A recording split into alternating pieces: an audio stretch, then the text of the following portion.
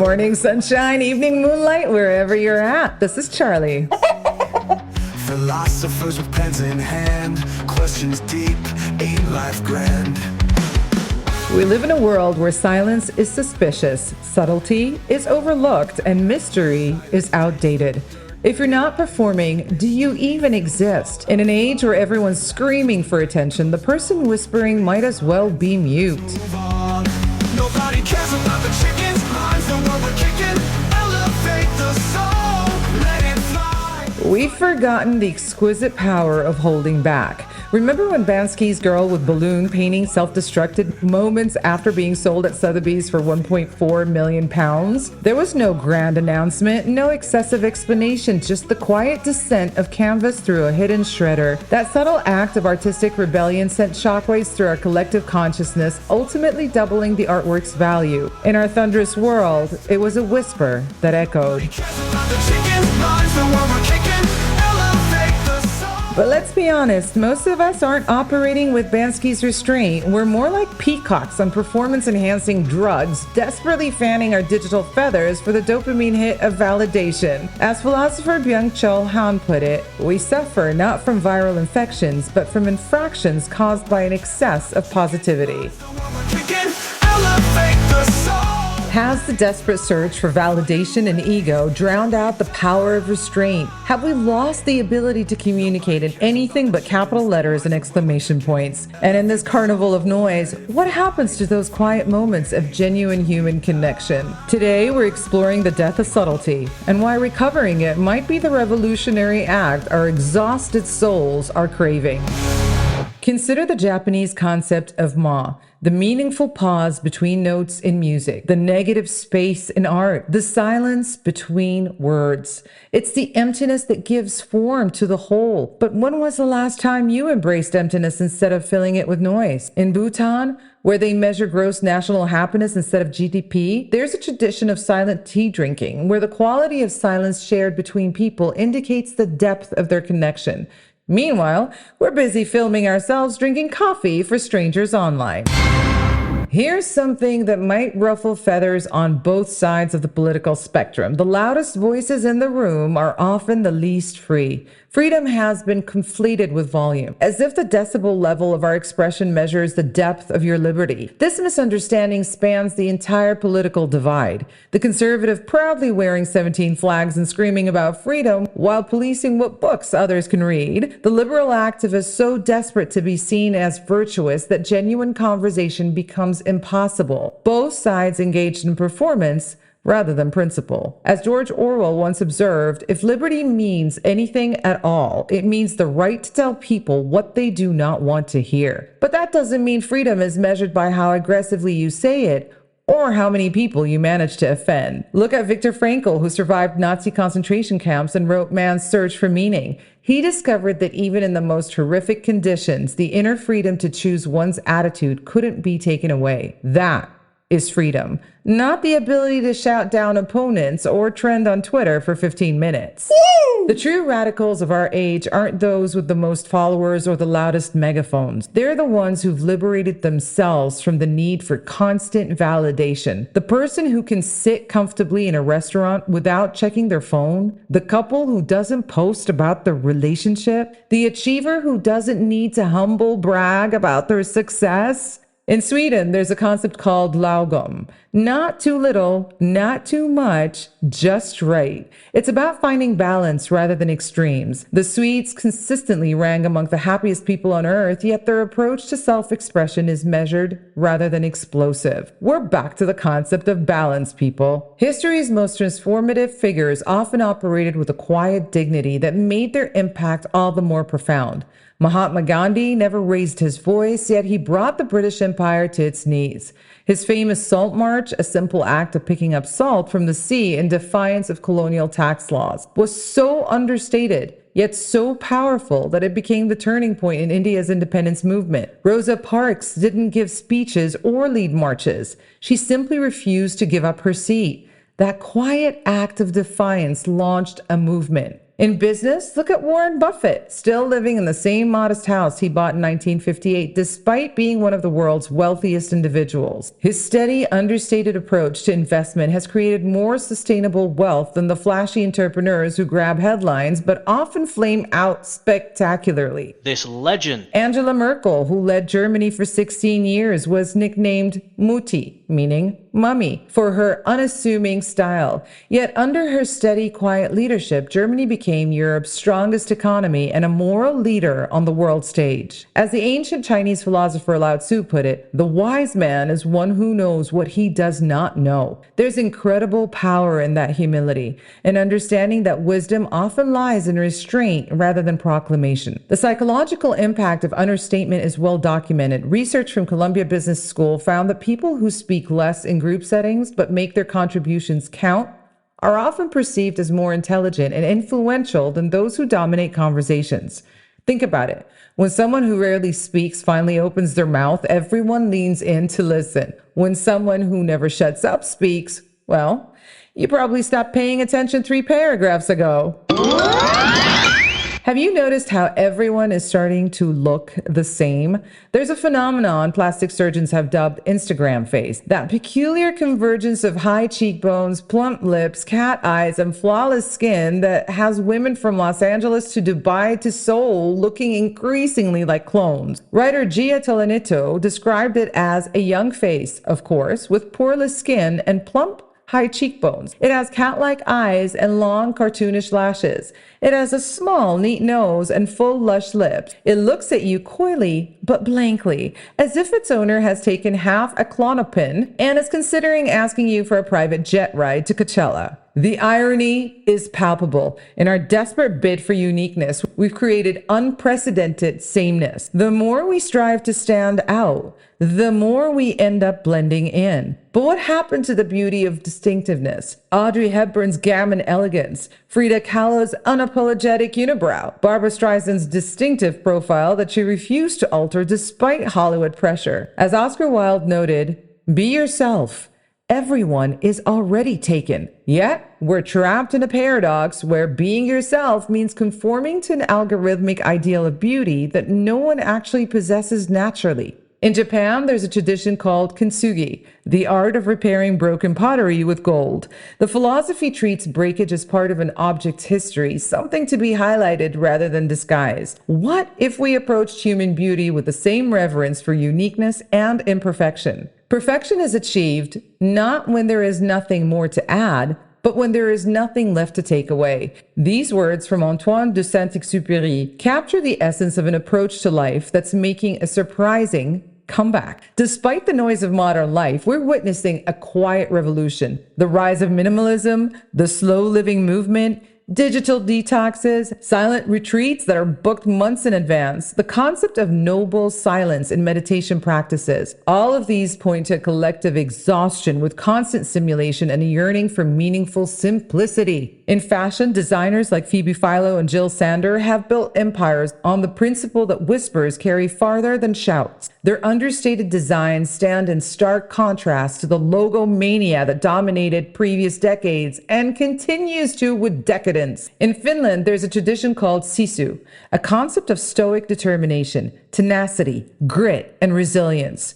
It's not about broadcasting your struggles or seeking validation through sharing hardship. It's about quiet perseverance regardless of external recognition. The allure of the unknown is hardwired into our psychology. Studies in behavioral economics show that uncertainty triggers greater pleasure responses in the brain than predictable rewards. It's why gambling is addictive and why mystery novels outsell those that give away the ending. As filmmaker Alfred Hitchcock understood, there is no terror in the baying, only in the anticipation of it. The most powerful moments in cinema aren't the explosions. They're the quiet seconds before, when possibility hangs in the air. Perhaps this explains why dating apps, despite their convenience, have made romance feel increasingly hollow. When everyone's life story, political opinions, and filtered photos are available up front, where's the thrill of discovery? The slow unfolding of a person's layers? The delicious uncertainty of not knowing everything right away? How beautiful is that? Aw, so cute. Joan Didion, master of restrained prose, once wrote, "I'm not telling you to make the world better, because I don't think that progress is necessarily part of the package.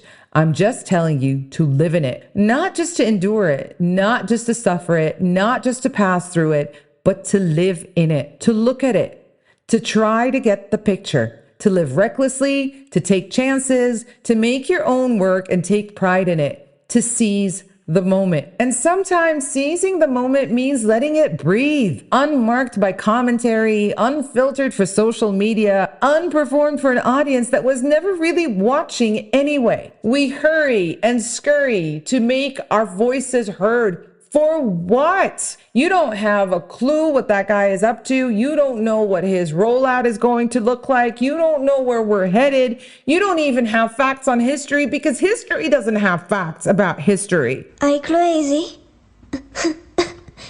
Me?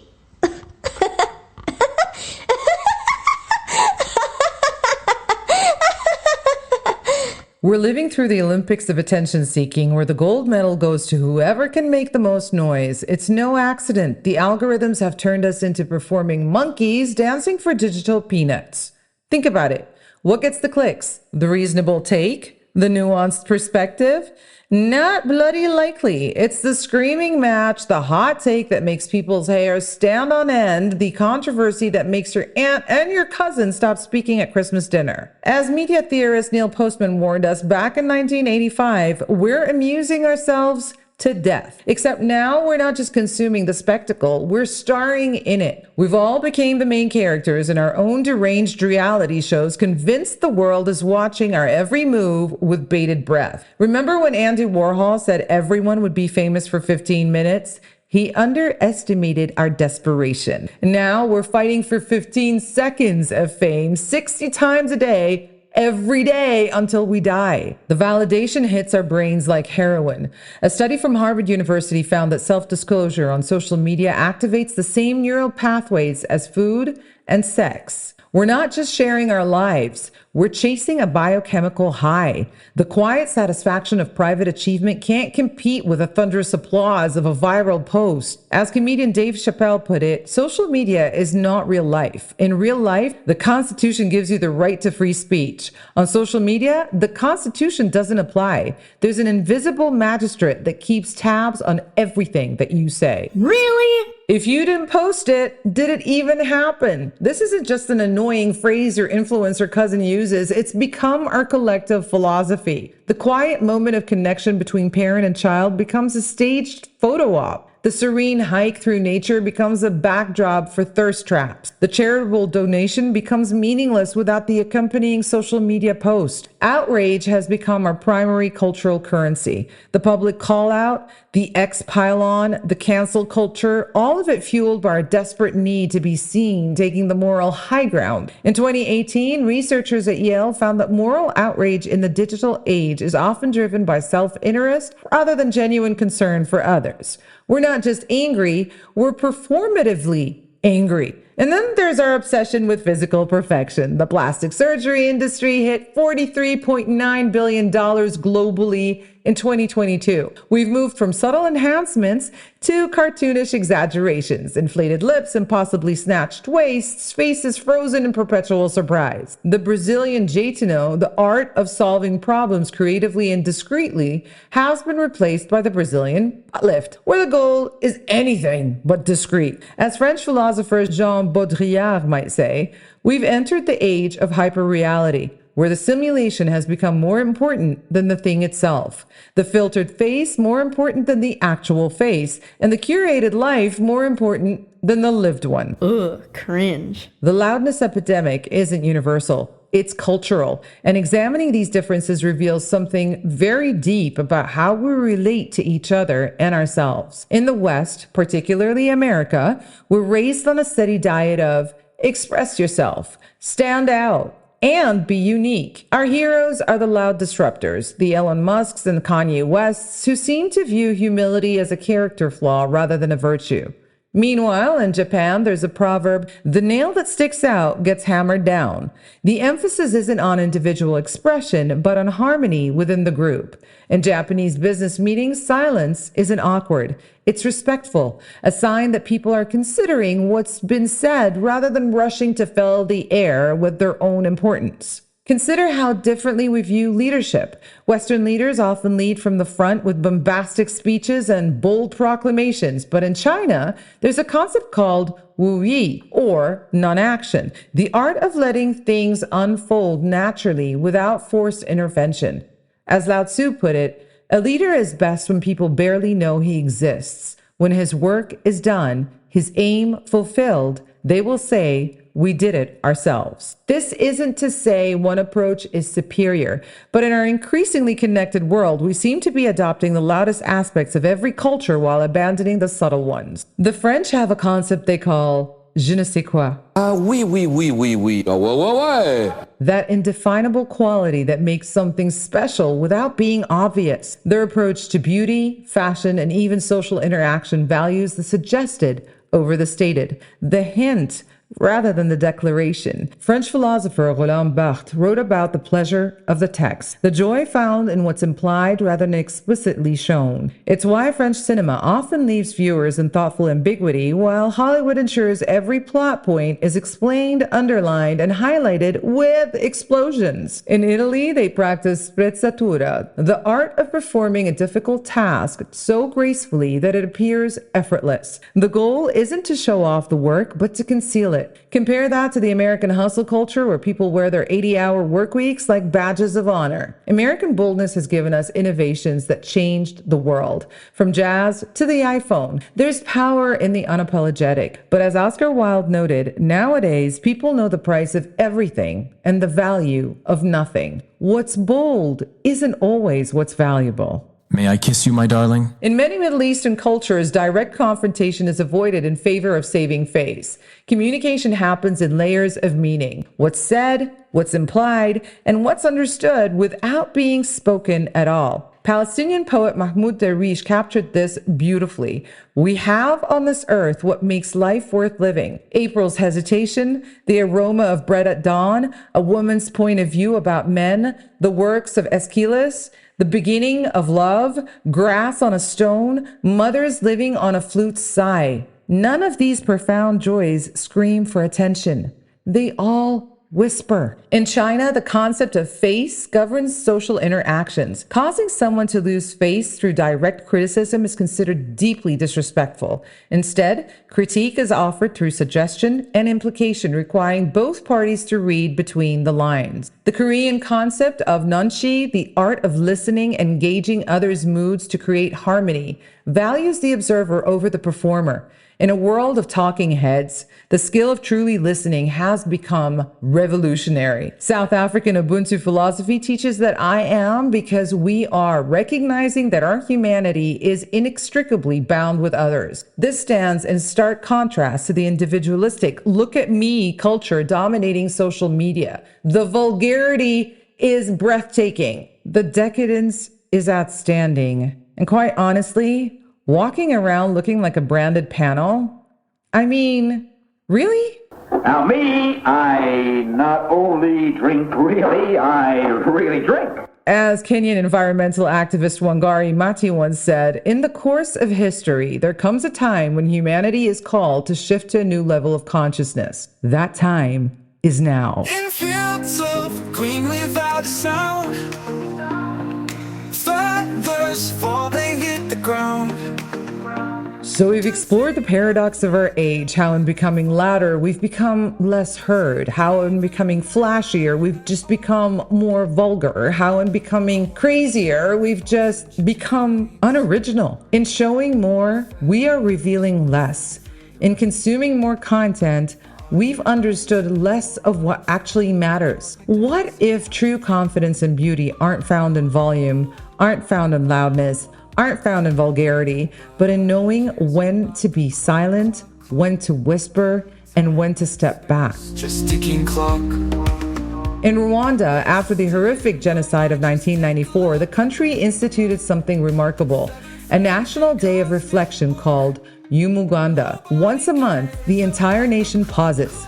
All businesses close, traffic stops, people gather in their communities to work together in silence, rebuilding their nation both physically and spiritually. This practice has helped transform Rwanda from a shattered society into one of Africa's most stable and economically progressive countries. Perhaps there's a lesson there for all of us living in the psychological rubble of attention economy. They're in their beds. Susan Cain, in her book, Quiet, notes that there's zero correlation between being the best talker and having the best ideas. Yet, our culture continues to reward the loudest voices rather than the wisest ones. The Japanese tea ceremony, or chado, is built around 4 principles: harmony, respect, purity, and tranquility. The entire ritual is performed with minimal speech, allowing participants to find connection through shared silence rather than forced conversation. For centuries, this practice has created deeper bonds than any amount of small talk could achieve. Writer Rebecca Solnit puts it this way: leave the door open for the unknown, the door into the dark. That's where the most important things come from, where you yourself came from, and where you will go. So here's my invitation to you to call a quiet revolution. Try speaking less today, not out of fear or shame, but out of the radical belief that your worth isn't measured by your output. Try doing something meaningful without an audience. Cook an elaborate meal just for yourself. Write a poem you never show anyone, or help someone without posting about it or giving hints whatsoever. Notice what happens when you stop performing and start being. Feel the liberation that comes from stepping off the stage. In a world where everyone is desperate to make their mark, perhaps the most radical act is to move through it gently, leaving no trace except in the hearts of those you've touched through genuine connection. Maybe we need to rediscover the power of privacy, not just as a digital right, but as a spiritual practice. Philosopher Byung-Chul Han suggested the soul needs spheres where it can be with itself without the gaze of the other.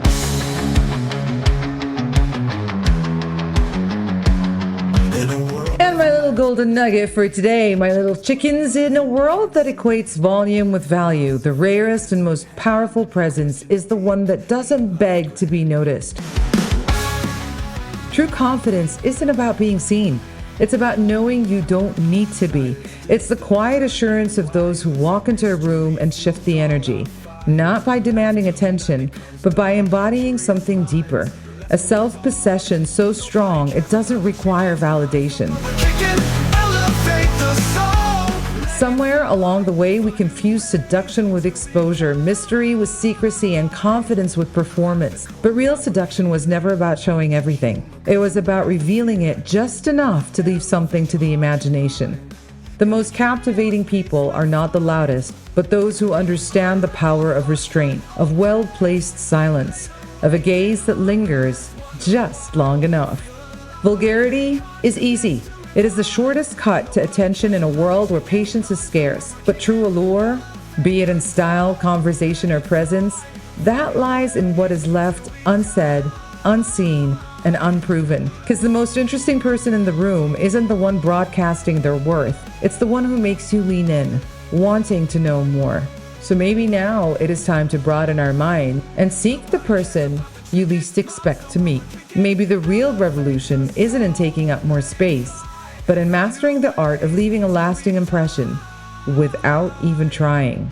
Until then, wishing you moments of beautiful, unrecorded silence, of mystery and seduction. Remember, nobody cares about the chicken, but there's always someone out there that definitely cares about you. Somebody just followed me. This show is sponsored by lookchaos.co, www.lechaos.co. Genderless, sustainable, trendy lifestyle.